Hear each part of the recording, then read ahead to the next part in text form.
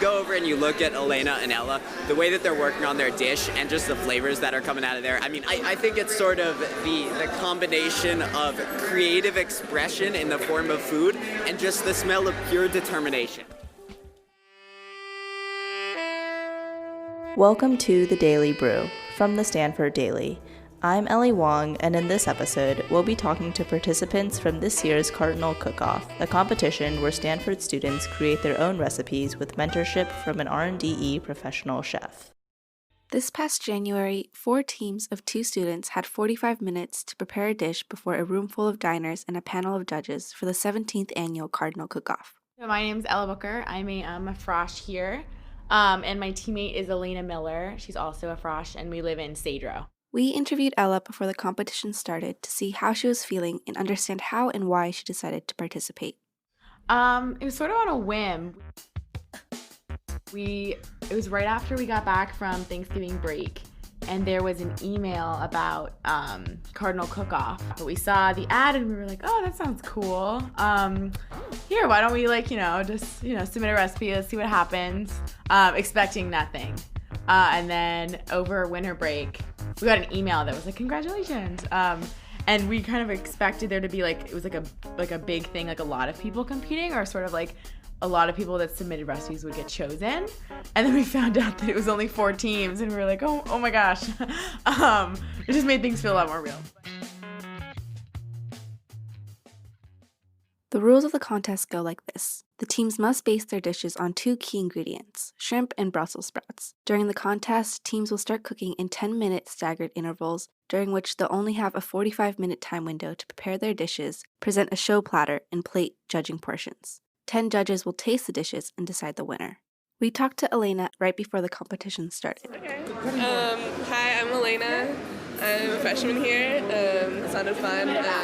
Didn't really know what I was getting myself into, but I'm excited to be here. Well, we originally started with wanting to do some sort of shrimp and grits, and then our chef, Alice, really helped us figure out a recipe that would kind of take that to the next level. We don't have refrigerators, and we're out here in kind of a mock kitchen, if you will.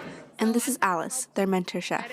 In the weeks leading up to the cook-off, each team was paired with a mentor chef from Stanford's own dining halls to help them perfect their recipes. They were assigned to me to be part of my team. They sent me the recipe, and I just kind of helped adjust and gave a little bit of critique. So I kind of helped edit their recipe in a way that would be easy for them to execute with 2 induction burners and cooking in the side of the dining hall. In addition to Ella and Elena, we spoke to a few of the other competitors while they were cooking to see how they felt about their dishes. I mean, we're generally pretty relaxed about cooking overall. I'm feeling confident. We keep losing power on our burners, but other than that, things are going great. I would say, do I think I can make something delicious? And can I share that with others? Yes. But despite the competitive nature of the event, each year the Cook-Off fosters valuable connections between students and staff. It's on the clock here, and I'm just going to talk to Chef Michael, who has been their mentor, and find out a little bit about what it was like. Yeah, it was a great experience, and the main focus was that the dish was theirs, and that I didn't add or take away anything. I just gave them the knowledge, technique, and guidance to execute their vision. Oh, great. Michael's really, really great. He helped us a lot. He taught us everything we know right now. I was actually even impressed with a lot of their knife skills and culinary skills, especially coming from a professional standpoint. A lot of these kids haven't been in a professional kitchen before, and they really did a great job working their way through the kitchen when they were having their practice rounds. She was really supportive. Throughout, she very much made it clear this was to be our dish and to be our time. And so she definitely basically kind of threw us out there, and that actually proved to be great. She was very much getting at us to kind of to taste and to experiment and to kind of come to those conclusions on our own. We've kind of seen the progression of the dish along, and so it's really special for us to be able to work with her, and she's an incredible chef. More than anything else, the cook-off demonstrates the age-old cliche that food just brings people together. 2 nights ago, we were doing our second practice, and we had an extra plate. We were like, you know what, we can find someone in the dorm to try. So here we are, carrying this, beautiful plate, like carrying it to the dorm. And I had heard apparently that another girl in our dorm had literally come like running downstairs because she wanted to try it so bad. We're all in the same dorm. Go Cedro! Yes. Are they a good cook? They're very good cooks, yes. How do you guys cook? Have you tried their food before? Yes, they've been making food for us all week. Cooking has a genuine from the heart feeling that makes people feel as though it's relaxing. And so I'm really happy to see students actively engaged in this desire to join the cook-off. It's just something very inspiring and communal about gathering around food. Food is also a way that we come together. I had a group of my IV Plus colleagues, and we actually used the demonstration kitchens downstairs and did a group activity. And my colleagues 2 years later are still talking about how meaningful that was.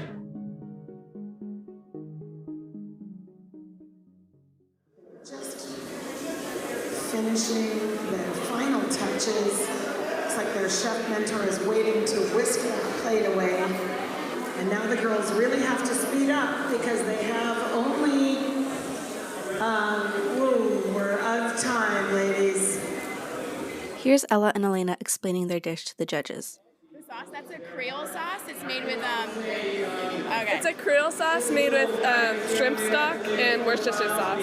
There's also a rub on the shrimp that's a cumin, paprika, cayenne, herbs de Provence, salt, and pepper. Okay. Thank you. Oh, I feel great. I'm glad it's done and we got our shrimp on the plate, and I hope the judges like it. And their dish sure did impress one judge. What I want to tell you is I'm from Louisiana, so when you put your dish down, I was like, this is not going to be like Louisiana.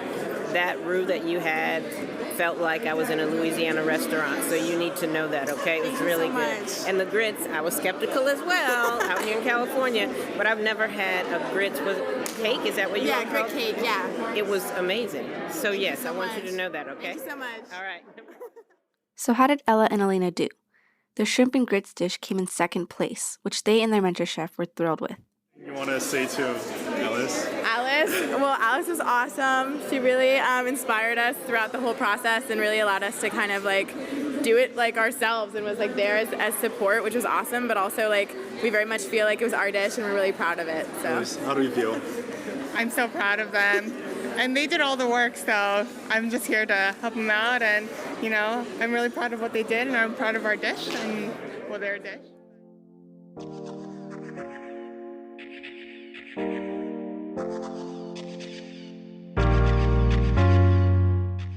I definitely have come to, I think, a greater appreciation of like the skill that it takes to make food that is not only looks good, but also tastes good and is in a huge quantity. And like, that's a really hard thing to do.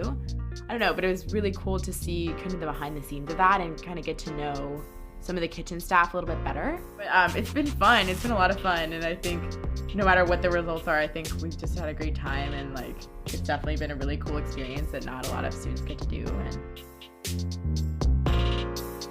This episode was produced by Wong, Gi Jung, and Rachel Koo. To hear from other Stanford Daily podcasts, go to stanforddaily.com/category/podcasts.